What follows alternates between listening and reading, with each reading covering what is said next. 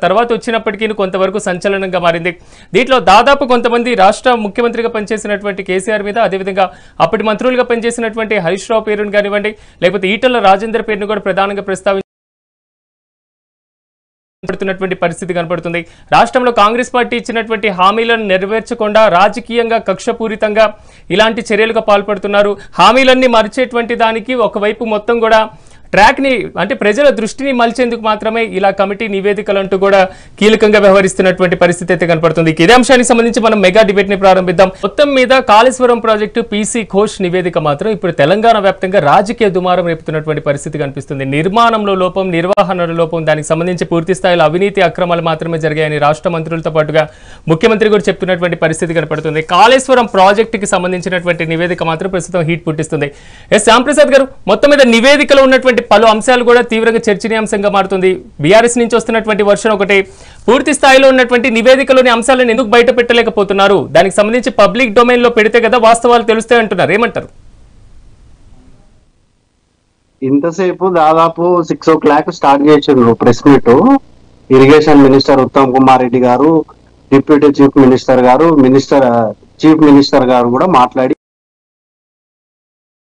Clear గా public domain లో ఈరోజు ఏం జరిగింది, 16 నెలలుగా కమిషన్ ఏం విచారణ చేసింది, కేంద్ర ప్రభుత్వ ఆదేశాలు ఏమున్నాయి, ఆ డ్యామ్ సేఫ్టీ అథారిటీ ప్రకారం దాన్ని నిర్మించినరా లేదా, వీళ్ళే సొంత ఇంజనీర్ గా మారి కట్టాల్సిన బ్రిడ్జ్ ఒక దగ్గర కాకుండా ఇంకో దగ్గర కట్టినరా, ఏదైతే రిజర్వాయర్లను వీళ్ళ స్టోరేజ్ ఉన్న దానిలో లేకుండా స్టోరేజ్ కెపాసిటీ లేని దానిలో ఫుల్ స్టోరేజ్ చేసి ఈ ప్రజలకు చూపించే విధంగా గోదావరి జలకళాన్ని ఇతర అంశాలను అన్నిటిని చూపించిండ్రా, ఏం చేసిండ్రు, ఇండ్ల కేసీఆర్ గారి పాత్ర ఏంది, అప్పుడున్నటువంటి హరీష్ రావు గారి పాత్ర ఏంది, ఈటల రాజేందర్ గారి పాత్ర ఏంది, ఈఎన్సీ మురళీధర్ రావు గారి పాత్ర ఏంది, సీతా సబర్వాల్ గారి పాత్ర ఏంది అనేది పూర్తిగా కూడా దాదాపు 2 గంటల సేపటి నుంచి పవర్ పాయింట్ ప్రజెంటేషన్ ఈ రోజు ఉత్తమ్ కుమార్ రెడ్డి గారు నిర్వహించడం జరిగింది. పూర్తిగా కూడా ఇది ప్రజల డొమైన్ లోనే ఉంది. రేపు దీన్ని ఈ లీగల్ గా కూడా ఏ విధమైనటువంటి విచారణలు చేపడతామని కూడా ఇంతకు ముందు మంత్రులు చెప్పడం జరిగింది. కేబినెట్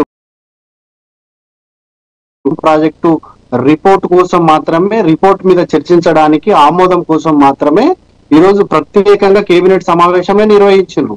అంటే ఇక్కడ ఉన్నటువంటి విషయం ఏంటండి అంటే ఇది ఏదో ఒక 100 కోట్లకో 200 కోట్లకో సంబంధించినటువంటి వ్యవహారం కాదు. దాదాపు 1,25,000 కోట్ల రూపాయలతో ఈరోజు కాళేశ్వరం ప్రాజెక్టు చేపట్టి, అది కూడా ఎలాంటి సేఫ్టీ లేకుండా మనం ఒక చిన్న ఇల్లు నిర్మాణం చేసుకుంటేనే 40 నుంచి 50 సంవత్సరాలు పెట్టుకొని ఆ యొక్క ఇల్లు నిర్మాణం చేసుకుంటాం. అట్లాంటిది పేద ప్రజల సొమ్ము ఈరోజు మనం ఖర్చు పెడుతున్నప్పుడు ఎంతో జాగ్రత్తగా దాదాపుగా 100 సంవత్సరాల వరకు ఈ యొక్క ప్రాజెక్టు కానీ ఇతర అంశాలు కూడా ఏవి కూడా దెబ్బ తినకుండా క్షుణ్ణంగా ఇంజనీర్ల యొక్క సూచనలు సలహాలు తీసుకుంటూ ప్రభుత్వం ముందుకు పోయేటటువంటి పరిస్థితి. ఇక్కడ కేసీఆర్ గారు తన సొంత నిర్ణయాలతో కేబినెట్ సమాచారం లేకుండానే, కేబినెట్ అప్రూవల్ లేకుండానే ప్రాజెక్టును చేపట్టడం, అక్కడ వీళ్ళే ఉన్నటువంటి దగ్గర 9 దగ్గర ఉన్నటువంటి దాన్ని నిర్మాణం చేపడితే ఇబ్బంది జరిగేది కాదు. ఆ 9 దగ్గర ఆపాల్సినటువంటి నీళ్లను మేడిగడ్డ ఆపడం ద్వారా అక్కడ ఉన్నటువంటి పరిస్థితుల్లో స్టోరేజ్ కెపాసిటీ తట్టుకోలేక ఆ యొక్క ప్రాజెక్టు కుంగిపోవడం జరిగింది. ఇది కుంగిపోయిందంటే యావత్ తెలంగాణ ప్రజలందరినీ కూడా కేసీఆర్ గారు కాంట్రాక్టర్ల కోసం, కమిషన్ల కోసం కుంగగొట్టిండ్రు. తెలంగాణ ప్రజలందరినీ నడ్డి విడిచింది అనేది మనమంతా గమనించాల్సినటువంటి అవసరం. ఏదో ఇది ఓన్లీ ముఖ్యమంత్రి కేసీఆర్ గారికో లేదంటే వాళ్ళ కుటుంబ సభ్యులకో సంబంధించినటువంటి విషయం కాదు. ఆయన ఫామ్ హౌస్ లో ఏదో చిన్న ఇంట్లో ఒక స్లాబ్ గుల్లిపోయిందో లేదంటే ఇంకేమన్నా జరిగిందనేది కాదండి. ఇక్కడ పూర్తిగా కూడా నివేదిక తెప్పించింది. ఈ రోజు ప్రయత్నం చేస్తాను. ప్రేమ్ గాంధీ గారు నమస్తే అండి. నమస్కారం అండి. ఏంటి మొత్తం వ్యవహారం మొత్తం మీరు చూస్తూనే ఉన్నారు, ఎలాగా అంటే బీజేపీ స్టాండ్ ఏంటి ఈ కాళేశ్వరం పీసీ ఘోష్ కమిటీ? ముందుగా ప్యానెల్ ఉన్నటువంటి సభ్యులకు మీకు అందరికీ నమస్కారం.